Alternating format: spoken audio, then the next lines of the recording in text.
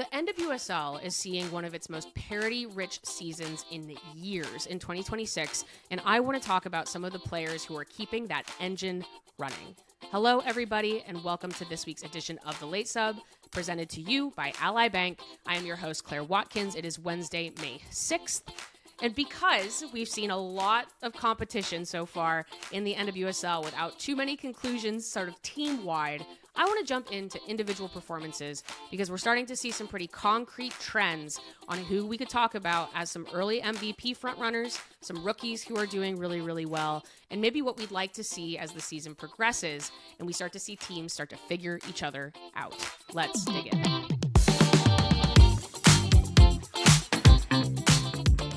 So the NWSL is mostly a quarter already through its 2026 regular season, with teams sitting somewhere between 6 to 8 games played, with all of this midweek schedule trying to get a lot done before the Men's World Cup kind of, alleviates play for a whole month. And we've seen a lot of really nice individual performances as teams start to figure each other out. This has been a high parity season thus far, and as we know, the most competitive league already in the world. For example, the NWSL has already achieved what's colloquially known as the circle of parity in its fastest time ever. Shout out to Walt Milden on Blue Sky, in which every team has actually beaten one other team who beat another team to form a downstream that creates a perfect circle, which is a good visual indicator of just how competitive this season has been so far. Like the Reign beat Louisville, who beat Orlando, who beat Angel City, who beat Chicago, who beat Boston, who beat Denver, who beat Gotham. You can get the idea that every team has looked competitive in a similar way against a lot of other teams, even as we are starting to see some teams rise to the top. So rather this week than make any grand statements about where teams are going, because I think we're still going to see some highs and some lows. And on any given weekend, it seems like it could be one team's day, which I really love. That's nice to see. Feels like maybe a good moment to put together a really early MVP and Rookie of the Year shortlist, because we are starting to see perhaps some more concrete trends at the individual level more than we even are at the team level. We've seen a really nice flow of attack in the NWSL so far this season, with a lot of the league's top performers coming from those offensive or attacking midfield spaces. Also nice to see. There's a tendency in the NWSL to start really strong in terms of seeing some nice attacking play, and then as we hit the dog days of summer, as the season gets harder, as teams start figuring each other out, that starts to slow down. So always good to see this first wave before we're going to see defense probably reign a little more in the second half of the year. And we're also leaning into this parity idea, not necessarily always seeing the best players so far come from the best overall teams, which supports just how competitive this season has been thus far. I also think when we go down this list, you're going to sadly see a distinct clearing out, if you're looking at maybe the end of 2025 versus what we're seeing now in 2026, of Kansas City current players after that team's very slow start, after obviously dominating the NWSL regular season last year. They had an outsized influence on the final list for most of the NWSL awards last season, duly so, rightfully so. But we are just already seeing some changes of, even if you go back and look at last year's MVP finalists, Temwa Chawinga, two-time MVP, has had a slower start than some others, both due to some of the team play and also just coming back from injury. 2025 MVP's finalists, Bia Zanerato and former Delphine Cascarito, are no longer even in the league. So that also makes an impact. Had some really big names step out of the league in the offseason. We've seen the coaching carousel keep spinning. A lot has changed since last year. But some talents are eternal. There are a lot of names here that I think you're going to be very familiar with. These are the names on my watch list right now, very familiar to fans who have been watching the league the last couple of years. So let's jump in on my way too early MVP watch list. And the first name here, surprising absolutely no one, is Barbra Banda of the Orlando Pride. If pencils were down today on who should win 2026 NWSL MVP, if they gave it out after, 6 to 8 games, no surprise, it's Barbra Banda. It just is. She leads the league in goals with 7 and shots on target with 20. She has fewer playmaking stats underlying her goal scoring output at the moment, though her passing is still very underrated. One of the things about Banda versus a player like Temwa Chawinga is actually some of her connectivity is a little bit better than even what we saw from Chawinga the last couple of years. And her ability to convert positive play for Orlando is immense, especially as the Pride themselves as a whole are struggling to convert more full team performances. They currently sit in 12th place in the standings. If you kind of look at it in that grand scheme, I mean, we've been comparing Banda and Chawinga over the last couple of years, though obviously Banda had to deal with injury for much of last season. I think the fact that Chawinga is having a slower start does impact, obviously, the head-to-head there. And Banda has looked as good as ever coming back from her injury, which is really, really nice to see. She leads the league by a huge margin in what we call goals added, a positive play metric designed by American Soccer Analysis. She's by far the best dribbling attacker in the league right now, in a league full of very good on-ball attackers.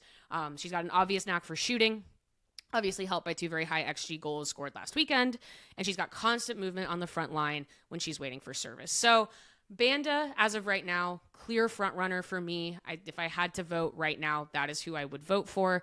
And again, I think it's very interesting that we're still seeing that from her as Orlando struggles. It's kind of the opposite problem that they've had in the past, where they need to kind of figure out how to build the team around Banda again, rather than having her kind of just be the cherry on top that puts them over the edge.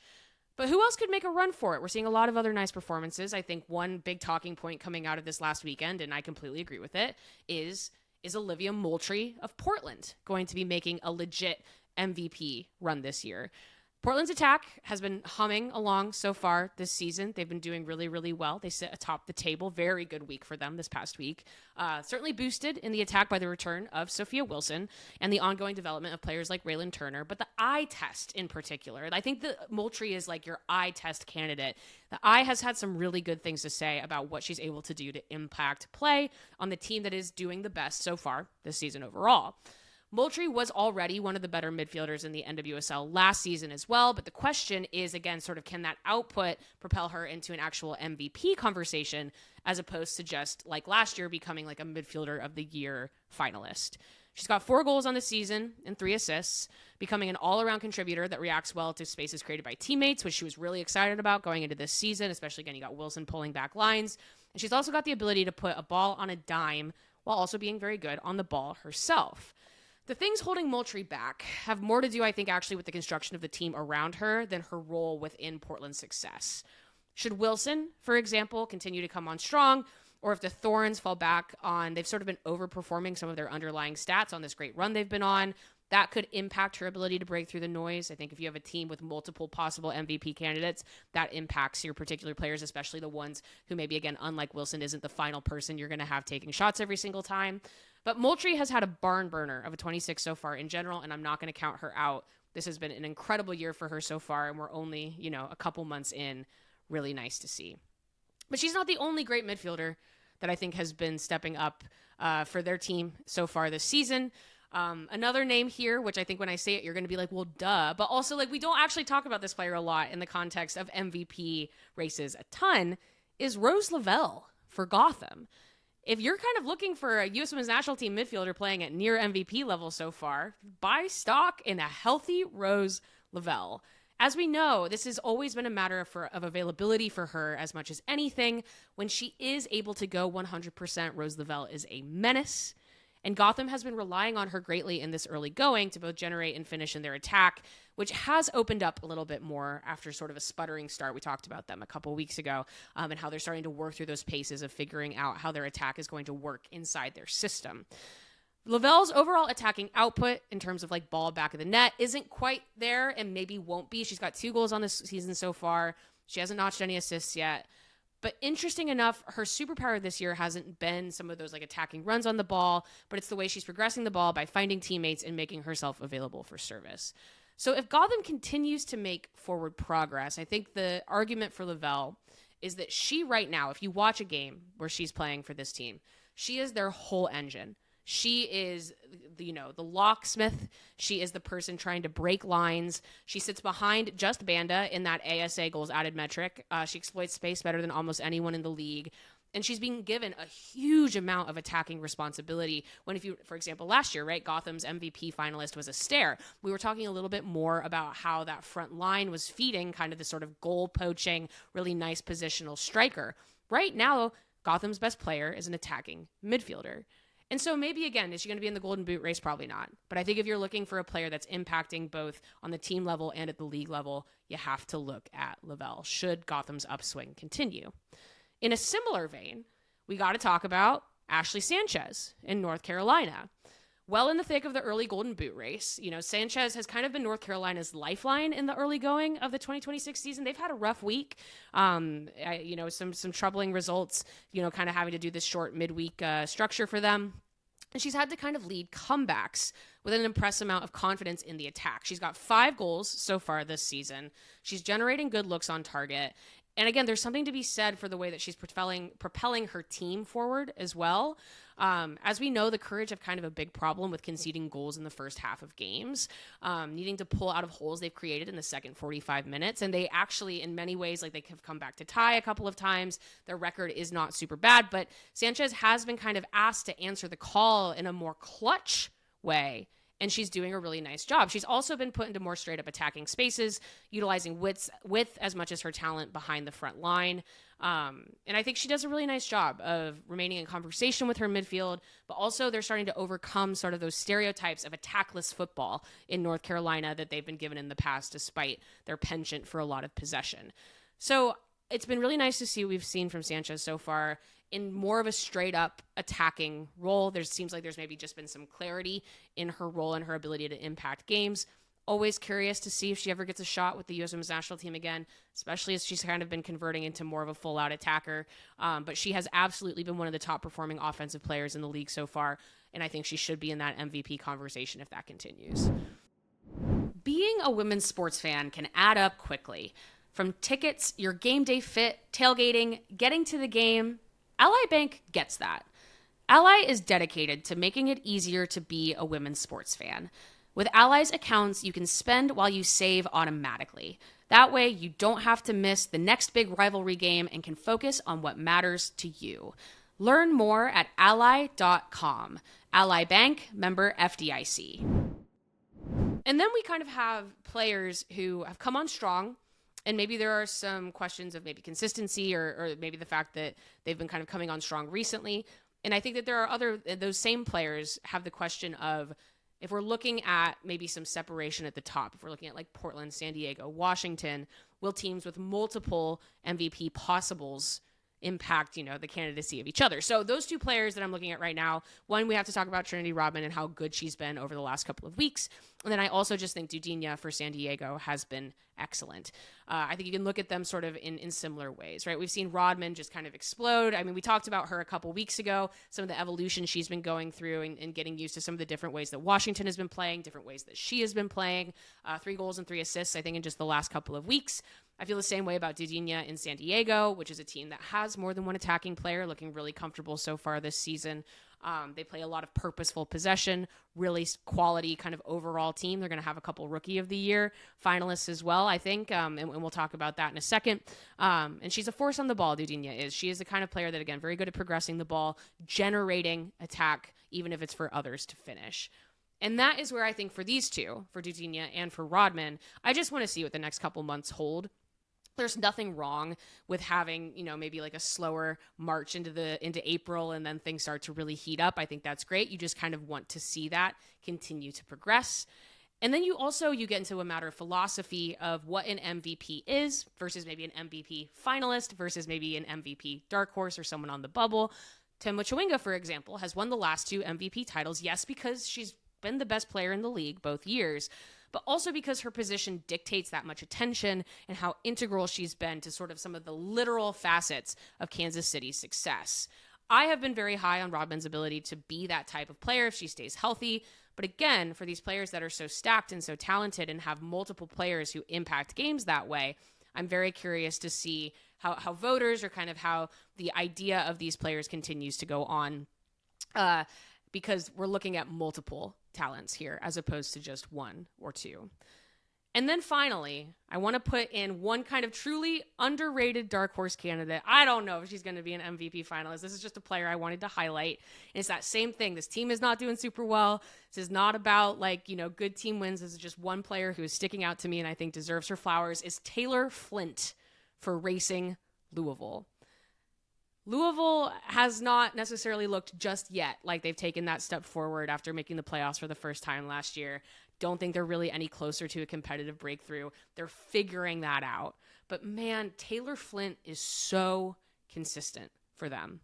She's a different type of player than anyone else on this list because she is like the premier midfield enforcer in the entire league. She disrupts play better than anybody else. She turns the ball over. She springs attack. That is what she does, and she does it very, very well. It is so interesting to me in the grand scheme. Not that I'm arguing against this, but just how time passes and how opinion passes, that Flint has fallen out of the U.S. Women's National Team picture as she's truly like settled into her truth. As a midfield bruiser, she's someone who started out as a much more attacking player. As we know, she's settled back into a really nice, versatile midfield role, something that we know that the U.S. has been looking for off and on. Before, I think, this most recent cycle, they've moved very away from that archetype of player, which I don't think is the wrong thing to do. But again, sort of interesting to see players like Flint or a Jalen Howell. They're very good. It's not a lack of them being good. It's just more about the U.S. moving away from that type of player. I don't know if Flint has enough going by way of like Racing Louisville's connectivity and effectiveness to actually sneak into the MVP conversation, but I do think she should be discussed as a real like midfielder of the year candidate this early on, because she does something different than I think we see a lot of other players do. She's doing it at a very, very high level. Again, I think what's just holding her back is for the eye test, if for the stat test, for any of that sort of stuff, can these ways that she plays turn into a way to generate results? Though I mean, wins are not an individual stat, and I think again this list kind of reflects that, which is that even in the early going, you don't have to have a team that is absolutely crushing it to have some of these individual performers playing as well as they are. So those are my early players in the mix. And with how equal, again, everything has been so far, I'm sure there are more than a few snubs or differing arguments. I think you could actually probably make more individual arguments for certain players with, again, how high and low the season has been so far. But that's a nice thing about what we've seen. And I just don't think we've seen yet. We've seen some nice momentum for sure. I mean, we've talked about Washington doing well, Portland, San Diego. Obviously, we're seeing Utah make a huge leap, which is very, very cool. But I don't think any team has truly become more than the sum of their parts just yet. That's normal for this time of year. But we are starting to see a few clubs begin to strive towards that cohesion that we could see some separation from the pack. Quick break before we get back to the show. Sometimes a plan comes together last minute. A must-watch NWSL Prime Friday night match turns into a spontaneous tailgate, and you realize you don't have anything in your team's colors. That's where Amazon Prime comes in. With Prime, you're always ready for any last-minute plans. Same-day delivery, it's on Prime. Visit Amazon.com/Prime to find millions of items delivered fast. Available in select areas, terms apply. Which in turn, all of this, to pivot slightly, has created opportunity for younger players. As the NWSL continues to gain comfort with this new draftless system where players get signed directly to teams. And I think sometimes that does actually end up with players falling through the cracks a little bit. I think it's very hard to figure out value systems for teams or how they value these players or want these players to perform without some of that draft ecosystem where we can go, 1, 2, 3. We know exactly how highly these players are rated by these teams. But this has actually already been a very good start to the season for some rookies, which brings us to this week's segment, which is Rookie of the Year Watch, presented by Ally. This segment is brought to you by our partner, Ally Bank. Ally is dedicated to making it easier to be a women's sports fan, starting with providing the tools you need to spend and save. Ally Bank, member FDIC. Not surprising, based on my MVP shortlist, my 3 top rookies so far are all kind of making waves in the attacking end of the pitch, as real responsibility is being offered for even brand new pros to make their mark. So first off, we got to talk about, I think player of the week, she was rookie of the month, I believe, Jordan Dudley of Gotham. A rookie out of Florida State, Dudley has had a heck of a start for the Bats. She's been given a lot of responsibility and succeeding as often as not as the team figures out their frontline rotations. They're getting better at those. She got her first professional goal just last week in Gotham's 2-0 win over Chicago in their midweek matchup. And very similarly to her teammate Rose Lavelle, when she's on the pitch, she's being asked to think as much as a playmaker as a goal scorer. She's confident on the ball, even when being thrown into adverse game states sometimes. She has not looked overwhelmed by Gotham's sort of intense defensive-minded system, which could be a difficult mentality for any attacker, especially a young attacker. Dudley has looked like a player that Gotham really, really believes in, and she's already, again, sort of answering that call and putting the ball in the back of the net early. Excited to see how she continues to develop. Next, we're going to talk about two players actually from the same team on my 3-player shortlist here. So to start, let's talk about Mimi Van Zanten of San Diego, also out of Florida State. Van Zanten has looked like a natural in San Diego's system. She's jumped into that outside back role that they very much needed some attacking firepower as well as some defensive sturdiness in as the team continues to prioritize width.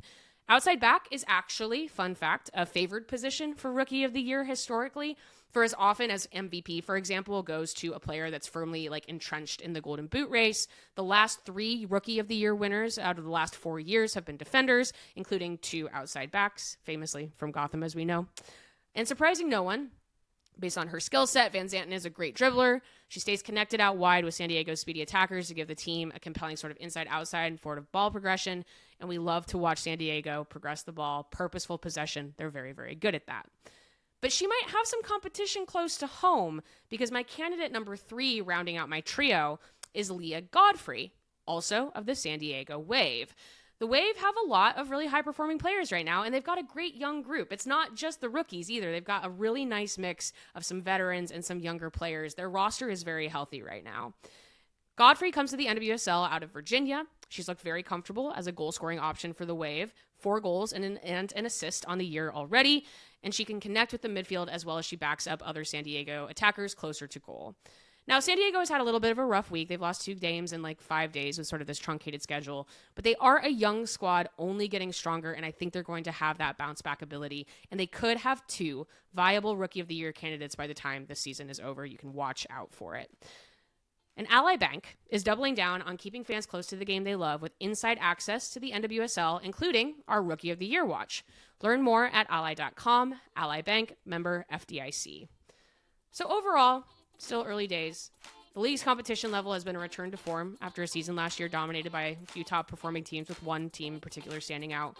And we're seeing the wealth get spread a little bit on the individual level. So really, really fun to see some of these different names pop up.